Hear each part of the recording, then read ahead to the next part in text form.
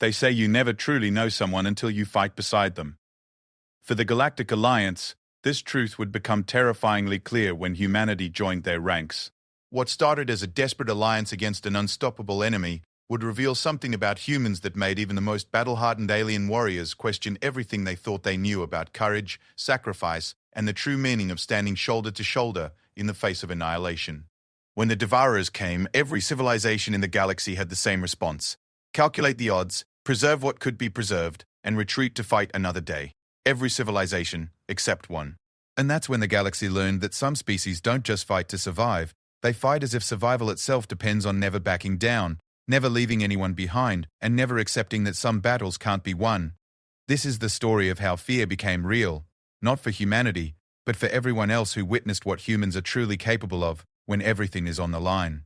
Commander Zethvar had seen 3 galactic wars, survived the siege of Korath Prime, and led evacuation fleets through 7 different stellar disasters. His forearms bore scars from plasma burns, his chitinous exoskeleton showed the marks of countless battles, and his compound eyes had witnessed the fall of entire star systems. In his 140 years of military service, he thought he had seen every form of courage the galaxy could offer. He was wrong. The first sign that humans were different came during the initial briefing aboard the Alliance flagship Eternal Vigilance. Representatives from 47 different species had gathered in the massive command amphitheater, each delegation bringing their own interpretation of military protocol. The Corvallians stood in perfect formation, their crystalline bodies reflecting the holographic displays in prismatic rainbows. The Theshian delegation floated in their containment spheres, tentacles writhing with nervous energy. The Morgoth contingent towered over everyone else, their massive frames requiring reinforced seating. Then the humans walked in. They were small by galactic standards, barely reaching Zethvar's lower shoulder. Their skin was soft and vulnerable, lacking the natural armor that most species had evolved. They moved on just 2 legs, which seemed impossibly unstable, and their faces were dominated by 2 forward-facing eyes that suggested a predator heritage most delegates found unsettling. But what struck Zethvar most was how they carried themselves. While every other species had arranged themselves in formal military groupings, the humans simply found empty seats and sat down, some of them actually slouching in their chairs. Their leader, who introduced herself as Colonel Sarah Martinez, looked almost bored as Admiral Korath began the strategic briefing. The holographic display showed the current situation in brutal detail. 17 systems had already fallen to the Devourers, those impossible creatures that consumed not just organic matter, but seemed to feed on the very concept of life itself. Wherever they passed, planets didn't just die, they became voids in space-time where nothing could exist again. Current projections indicate complete galactic consumption within 18 standard months, Admiral Korath announced, his voice carrying the weight of absolute certainty. All defensive strategies have failed. The Devourer's ability to adapt to any weapon system within hours makes conventional warfare impossible. Quote, previous delegates changed their tastes in. Around the amphitheater, delegates shifted uneasily. The Theshians' tentacles curled tighter around their containment spheres. The Corvallians' crystal formations dimmed with despair. Even the proud Morgoth seemed to shrink in their seats. Colonel Martinez raised her hand. Yes, Colonel? Admiral Korath acknowledged. Have you tried hitting them really hard? The silence that followed was so complete that Zethvar could hear the subtle hum of the ship's quantum processors. Several delegates actually turned to stare at the human, as if she had spoken in an unknown language. I beg your pardon, Admiral Korath said slowly. Nuclear weapons, antimatter bombs, singularity torpedoes. Have you tried just overwhelming them with raw destructive force? Colonel Martinez! The Admiral's tone carried the patience of someone explaining something to a child. The Devourers have adapted to every weapon we've deployed within hours of first contact.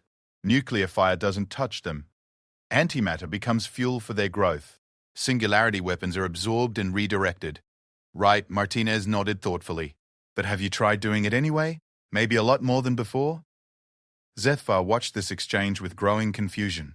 Either the humans were displaying a level of tactical ignorance that defied belief, or they were thinking on a completely different level than the rest of the galaxy. Given that humanity had somehow managed to achieve faster-than-light travel and join the Galactic Alliance despite only being spacefaring for barely 2 centuries, he was beginning to suspect it might be the latter. The mathematics are clear, Admiral Korath continued. Escalation is futile. Our best strategists recommend a fighting withdrawal to preserve as much of galactic civilization as possible. How much is as much as possible? Another human asked. This one was younger, with lieutenant's bars and an expression that reminded Zephyr uncomfortably of a predator evaluating prey. Current projections suggest we can preserve approximately 12% of inhabited worlds by implementing strategic abandonment protocols. 12%. Colonel Martinez repeated slowly. And the other 88% will be sacrificed to buy time for the evacuation. Zephyr had studied enough xenobiology to recognize emotional communication, but human facial expressions were more subtle than most species. Still, he caught something passing between them, a shared understanding that seemed to bypass the need for words. Admiral, Colonel Martinez said, her voice taking on a tone that somehow managed to be both respectful and absolutely unyielding. With respect, humanity didn't join the Galactic Alliance to watch 88% of it die. Colonel, I understand your species' emotional attachment to preservation of life, but the tactical reality, Martinez interrupted, and now her voice carried something that made Zephyr's survival instinct suddenly wake up. Is that you're asking us to stand by and watch 88% of the galaxy get eaten because your computers say it's the smart play? She stood up, and somehow her small frame seemed to fill more space than it should have. Admiral, I need you to understand something about humans. We're not good at math when the math tells us to let people die. We're especially not good at strategic withdrawals when there's nowhere to withdraw to. And we're really, really not good at accepting that some fights can't be won. The amphitheater had gone completely quiet. Even the ambient sounds of the ship seemed muted. What exactly are you suggesting, Colonel? Admiral Korath asked. I'm suggesting that maybe the reason none of your strategies have worked is because you've been thinking like a galactic civilization that has something to lose. Martinez's smile was the kind that Zephyr imagined a human might wear while lighting a fire in their own house to deny it to invaders. We're suggesting you try thinking like humans. And how do humans think? The Admiral asked, though his tone suggested he was beginning to suspect he didn't want to know the answer. We think that if something is trying to eat everything we care about, you don't calculate acceptable losses. You don't preserve what you can. You don't make tactical withdrawals. Her voice dropped to something barely above a whisper. But somehow every being in the amphitheater heard every word. You find a way to kill it, or you die trying. And if dying trying means you can hurt it enough that someone else can finish the job, then that's what you do. Lieutenant Harrison, the younger human, nodded. Besides, we've fought impossible wars before. Against other spacefaring civilizations? Admiral Korath asked. Against ourselves, mostly. But the principle's the same. Harrison's expression was matter-of-fact, as if he was discussing the weather. When humans fight, we tend to be pretty thorough about it. Zephyr found himself studying the human delegation more carefully. There were only 12 of them in a room with over 300 beings, but somehow they had become the center of attention. Not through any display of superior technology or physical prowess, but simply through the quiet certainty that they would not accept defeat. Very well, Admiral Korath said finally. What do you propose? Colonel Martinez activated her personal holographic display, and suddenly the tactical situation looked different. Instead of showing defensive positions and evacuation routes, the display showed offensive formations and strike vectors. We proposed that instead of trying to preserve 12% of the galaxy, we tried to save 100% of it. She manipulated the display, showing fleet movements that looked less like retreats and more like the galaxy preparing to punch back. The Devourers adapt to whatever we throw at them, right? But they need time to adapt, so we don't give them time. Explain. Simultaneous multi-vector assault. Every weapon system we have, deployed at once, across every front.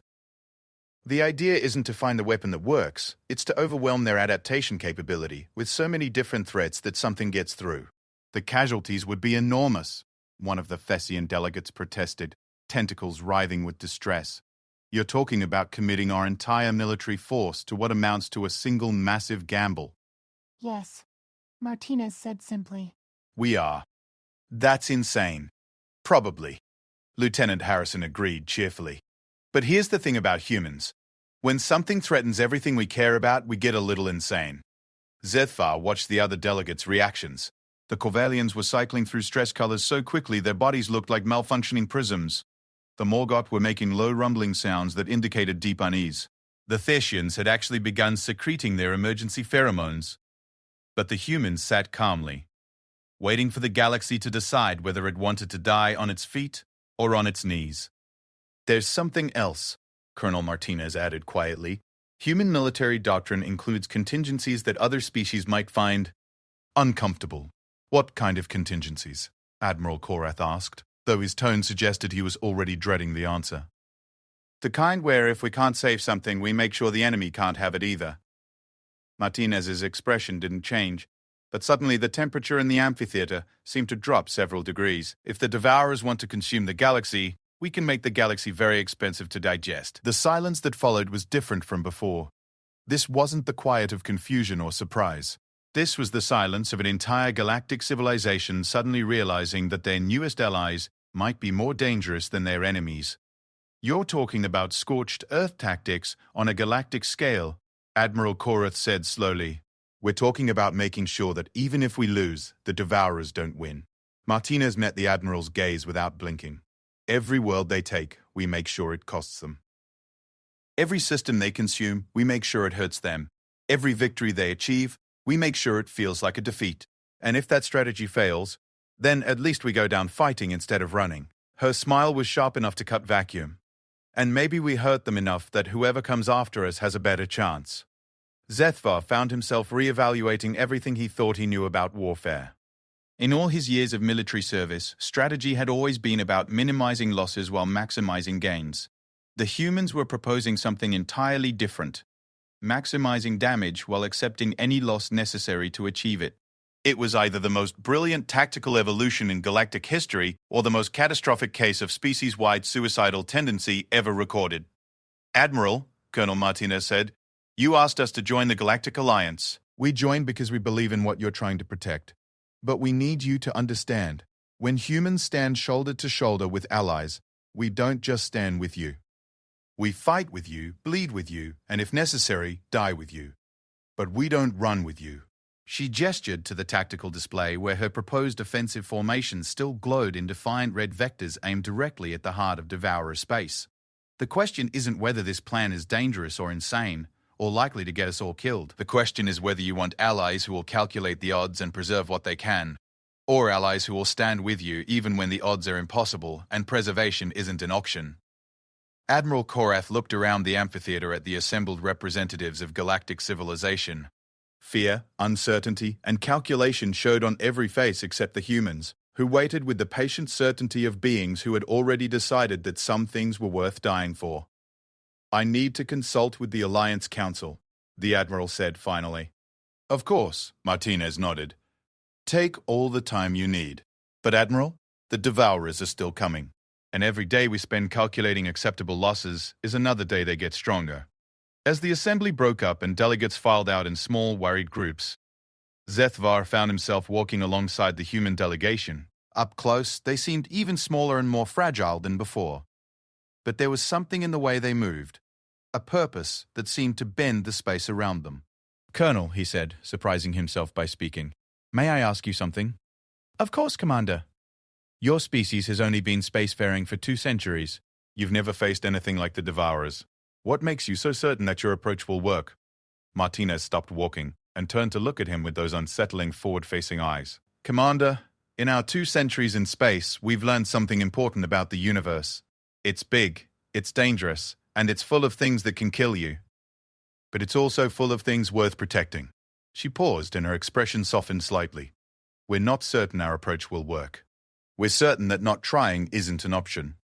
And if you're wrong, if this gamble costs us everything, then at least the Devourers will know they were in a fight." Her smile returned, predatory and utterly uncompromising.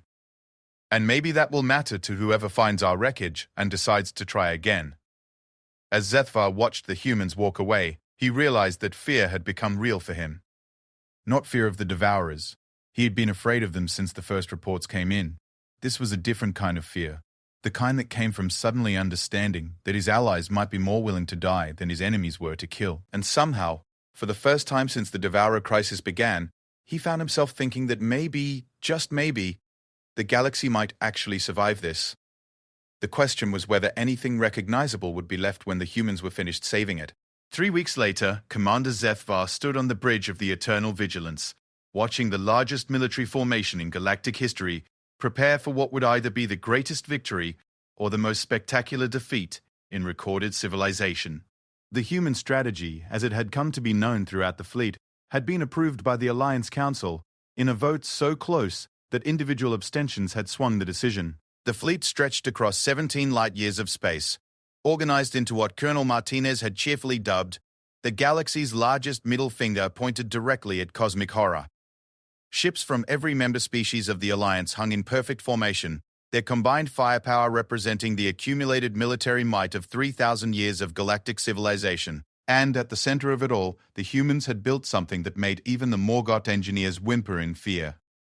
"Commander," Lieutenant Harrison approached, carrying a datapad that somehow looked more ominous than a singularity torpedo. "Final weapons check is complete. We're ready to begin Operation Spite." Zethvar had asked about the operation's name during planning. Colonel Martinez had explained that spite was a uniquely human emotion involving the willingness to hurt yourself if it meant hurting your enemy worse. The fact that they had named their galaxy-saving strategy after a form of directed malice had not improved his growing concerns about human psychology. "All vessels report ready," Admiral Korath announced from the command center. His voice carried the weight of someone who had committed everything to a plan he still wasn't sure he believed in. "Colonel Martinez, your people may begin." The human response was not what Zethvar had expected.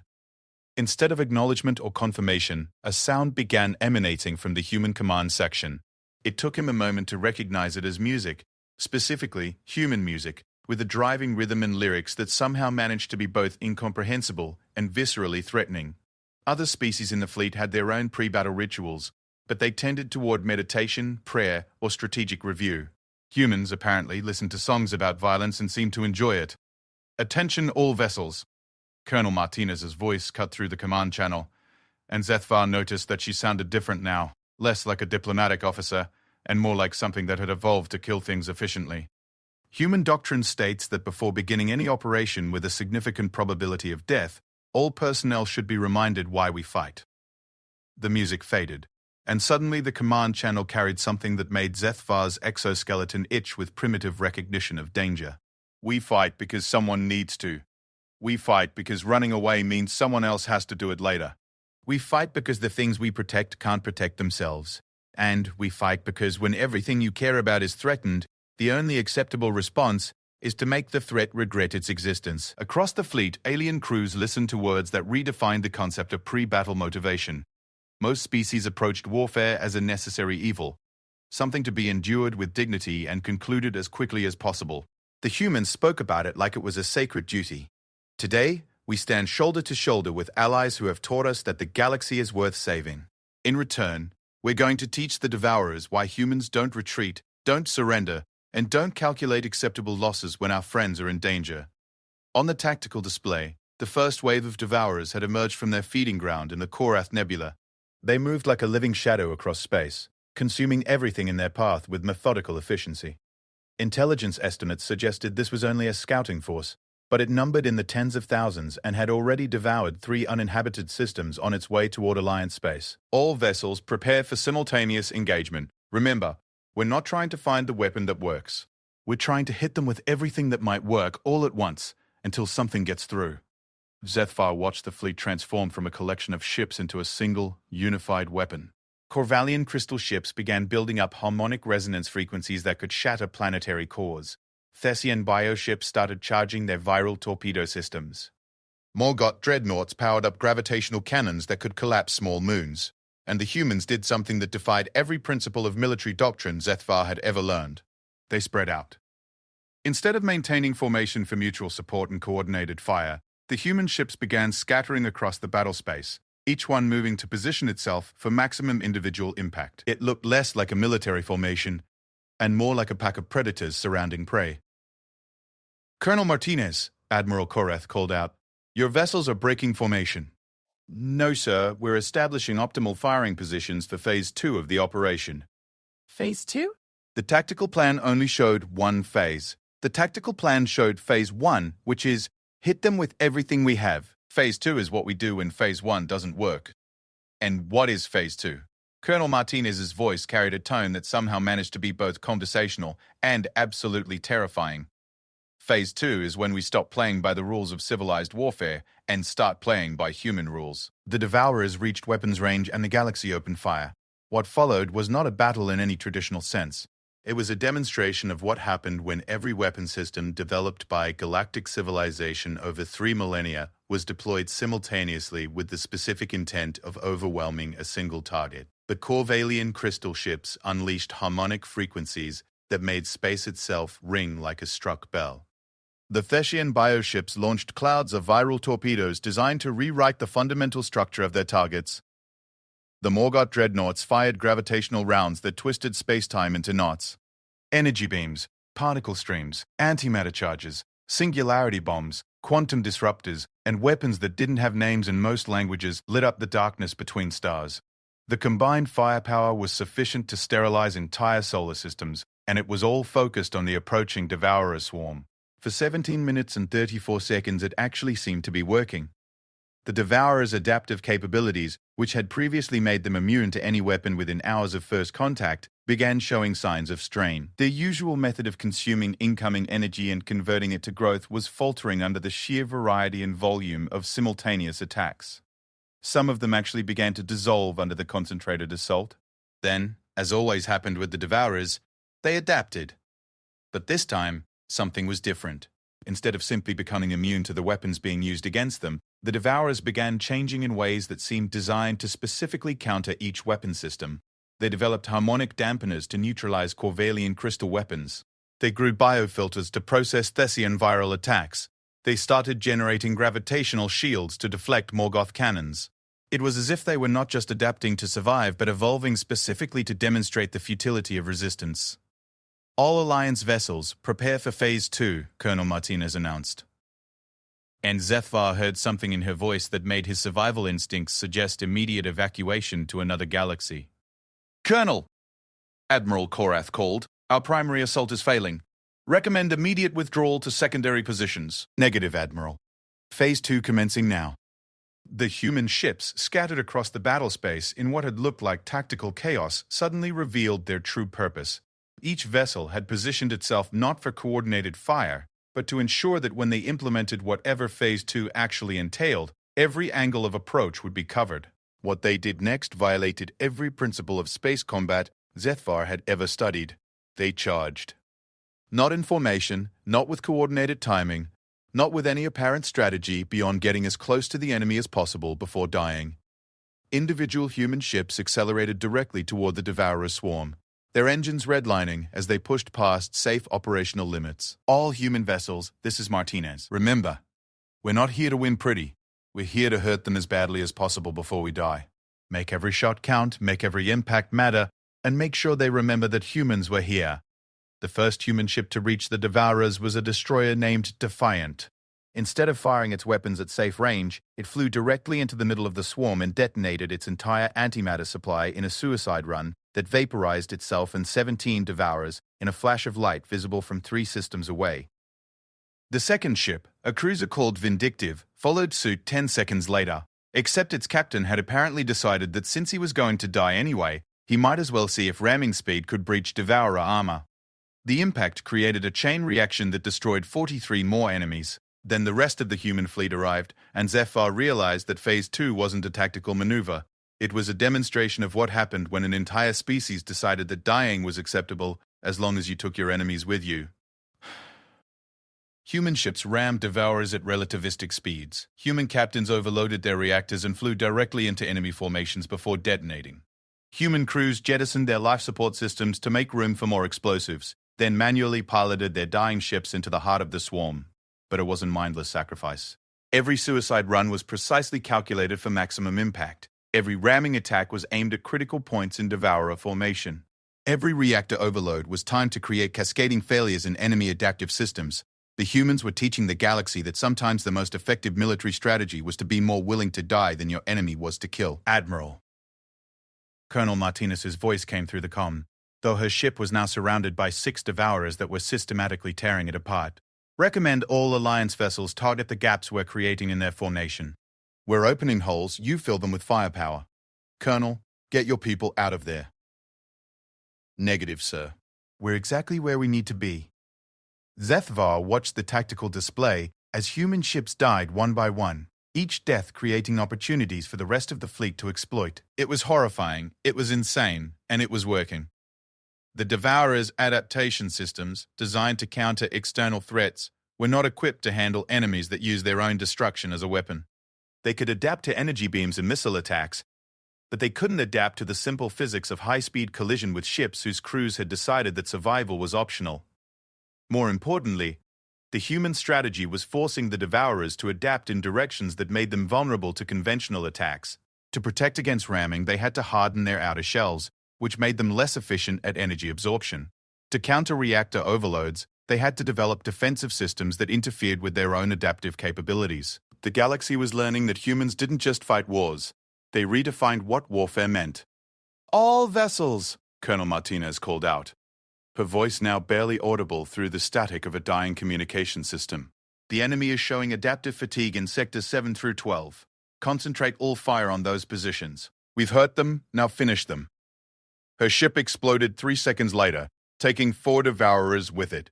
But the gap she had died to create became the focal point for the entire Alliance fleet's concentrated firepower, and for the first time since the war began, Devourer forces began a genuine retreat. The battle ended 6 hours later with the complete destruction of the Devourer scouting force.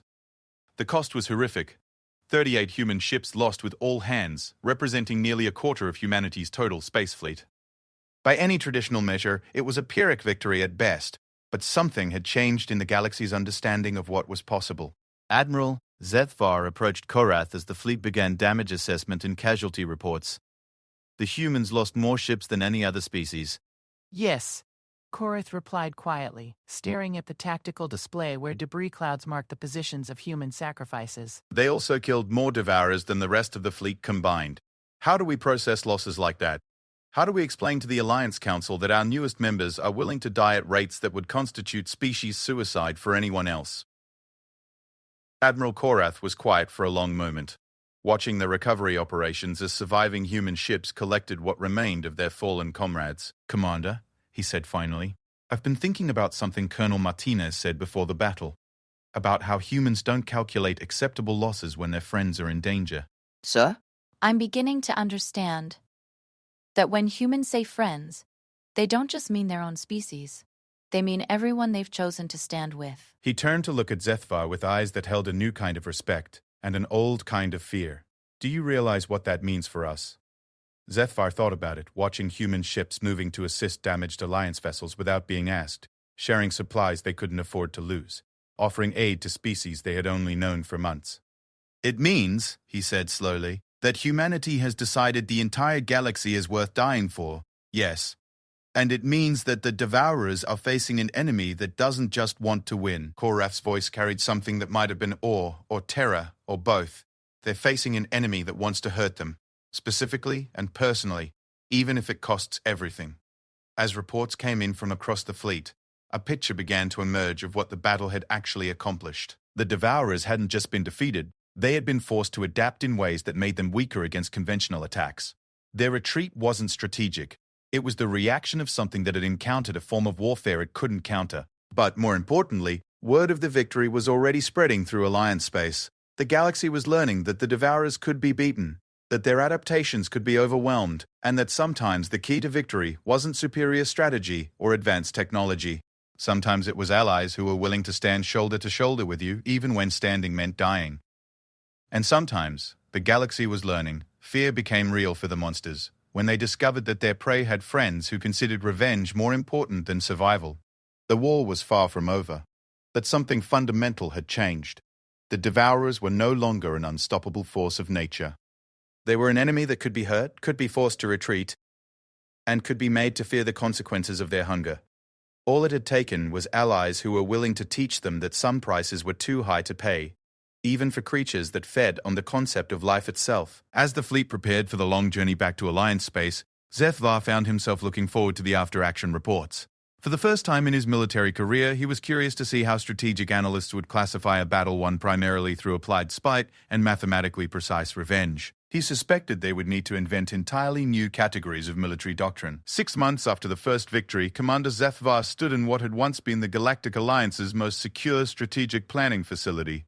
Now it was a bunker carved into the bedrock of Fortress Prime, the last inhabited world in Alliance space, surrounded by the wreckage of 17 star systems and defended by whatever remained of galactic civilization's military forces. The Devourers had not taken their first defeat well. Instead of the scattered probing attacks that had characterized their previous strategy, they had consolidated into a single massive swarm that consumed everything in its path with methodical, deliberate fury. System after system had fallen not through tactical brilliance or adaptive evolution, but through simple overwhelming numbers.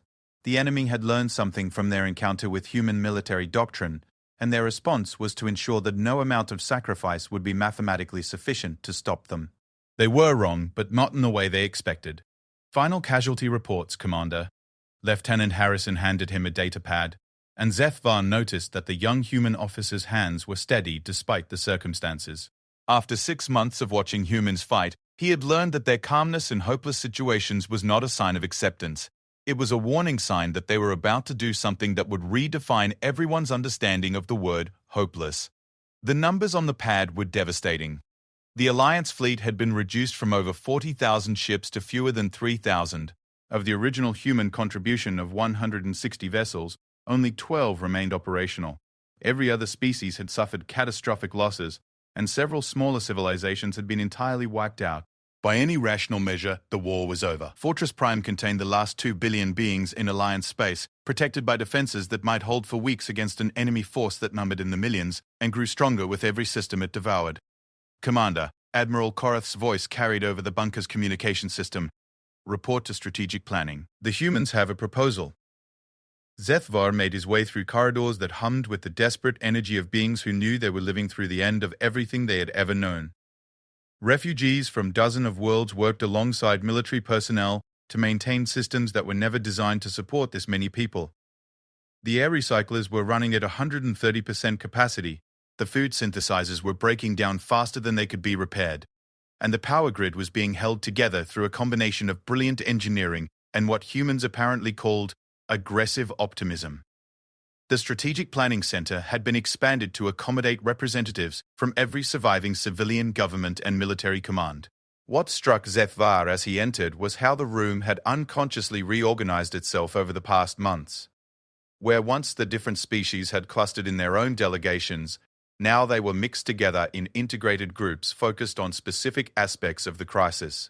Except for the humans, who sat together in one corner, quietly discussing something in their own language, while occasionally glancing at technical displays with expressions that suggested they were calculating things that other species preferred not to think about. Ladies, gentlemen, and esteemed beings, Admiral Korath called the meeting to order. Intelligence reports confirmed that the Devourer main force will reach Fortress Prime in 72 hours. Their numbers exceed our most pessimistic projections. Current defensive capabilities are insufficient to prevent planetary consumption. The silence that followed was not the quiet of surprise. Everyone had known this moment was coming. It was the silence of an entire civilization trying to find dignity in the face of absolute defeat. However, Korath continued, Colonel Martinez has submitted a final operational proposal. Colonel Martinez stood up, and HFY noticed that she looked different than she had 6 months ago. The diplomatic polish was gone, replaced by something harder and more focused. She had the appearance of someone who had been fighting an impossible war and had concluded that impossible simply meant you had to be more creative about winning. Ladies and gentlemen, she began, 6 months ago I told you that humans don't calculate acceptable losses when our friends are in danger. Today I'm here to prove it. She activated the central holographic display, and suddenly the strategic situation looked different. Instead of showing the Devourer approach and defensive positions, the display showed something that made several delegates immediately begin stress reactions. Dialogue and XA. This is Operation Funeral Pyre, Martinez announced. Named after an ancient human tradition of honoring the dead, by ensuring their sacrifices are remembered. The display showed Fortress Prime, but with modifications that violated every principle of planetary defense ever developed. The entire world had been converted into what appeared to be a single massive weapon, with power conduits running from the core to the surface and energy collectors positioned at strategic points around the planet. Colonel, Admiral Korath said slowly, what exactly are you proposing? I'm proposing that we stop trying to defend this world and start using it as ammunition. The room erupted in shocked voices from multiple species, all trying to express various forms of disbelief in their native languages. Martinez waited calmly for the noise to subside. The Devourers consume planets by feeding on the life energy they contain. But planets also contain other types of energy: gravitational potential, rotational kinetic energy, and in the case of worlds with active cores, massive amounts of thermal and electromagnetic energy. She manipulated the display, showing the technical specifications of what she was describing. Over the past month, human engineering teams have been working with volunteers from every species to convert Fortress Prime's planetary core into the largest shaped charge explosive ever constructed. When detonated, it will release approximately 10 to the 23 joules of energy in a directed blast aimed at the center of the Devourer formation. The silence that followed was different from the previous quiet moments. This was the silence of beings trying to process something that their minds rejected as fundamentally impossible. You're talking about destroying the planet we're standing on, the Theshan representative whispered. Yes. With us on it. Yes. To kill enemies who can adapt to any weapon. Well, Martinez's smile carried the particular quality of human humor that other species had learned meant someone was about to die in an interesting way. They can adapt to any weapon they survive. This weapon is designed to ensure they don't survive it. Colonel Martinez, Admiral Korath said with the patience of someone trying to explain reality to someone who had clearly lost contact with it. Even if this plan could work, it would mean the complete destruction of the last Alliance stronghold and the death of everyone on this planet.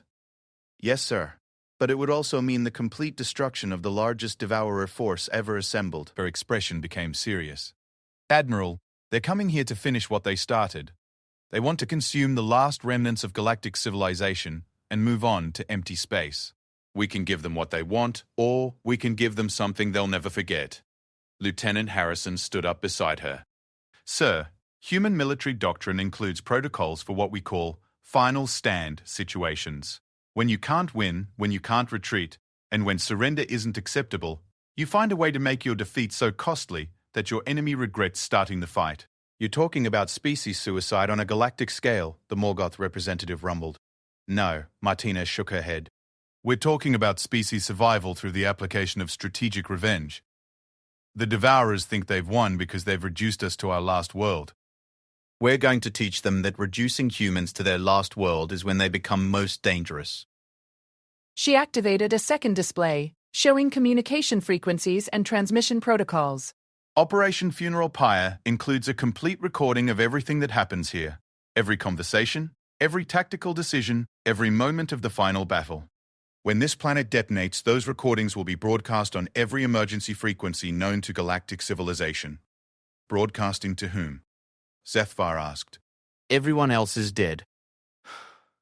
Not everyone, Martinez said quietly. Intelligence estimates suggest that approximately 400 million Alliance citizens escaped the Devourer advance in various directions. Some fled to remote systems, some are hiding in deep space, and some are probably trying to reach other galaxies entirely. The room went very still. You want survivors to know what happened here, Admiral Korath said slowly. I want survivors to know that when the Devourers came to finish us off, we made them pay a price that will echo through the universe. Martinez's voice carried something that made Zethvar's evolutionary warning systems suggest immediate evacuation. I want every being who ever encounters the Devourers to know that there was once a species called humans who decided that some things were worth dying for, and that we didn't die alone. She manipulated the display again, showing projected energy cascades and force distributions. But most importantly, I want the Devourers to learn something about the nature of prey species. Sometimes, when you corner something that has nowhere to run, you discover that it was never actually running from you. Sometimes it was leading you somewhere specific. The technical specification she showed next made it clear that Operation Funeral Pyre was not a desperate last stand. It was a carefully planned ambush that had been in development since the first human ships had arrived in Alliance space. The entire defense of Fortress Prime, the evacuation procedures, even the strategic placement of refugee populations. All of it had been designed to ensure that when the Devourers came for the final blow, they would be in exactly the right position to receive the full force of a weaponized planet. How long have you been planning this? Admiral Korath asked. Since the first day we saw the casualty projections for a conventional defense.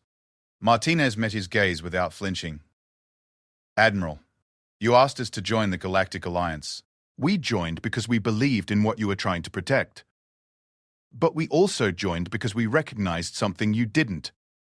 This war was always going to end with everyone dead or everyone saved. There was never going to be a middle ground. So, you decided to make sure that if everyone died, the Devourers died with them. We decided that if everyone was going to die, they were going to die for something that mattered. Her expression softened slightly.